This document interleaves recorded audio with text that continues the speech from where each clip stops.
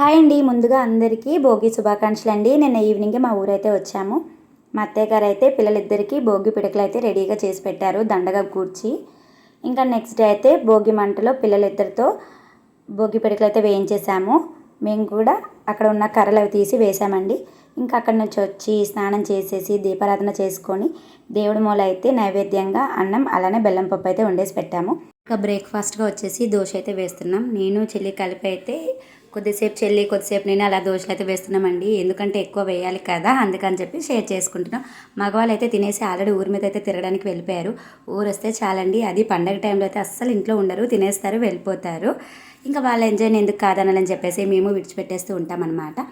ఇంకా బ్రేక్ఫాస్ట్గా అయితే దోశ, దాని కాంబినేషన్ చికెన్ కర్రీ అండి. ఎంతైనా సరే సిటీలో చేసుకునే కంటే ఊర్లో చేసుకుంటే చాలా బాగుంటుంది. ఆ పండగ వాతావరణమే వేరండి ఊర్లో అయితే. మా ఇంట్లో అయితే భోగి రోజు స్పెషల్స్ అయితే ఇవేనండి.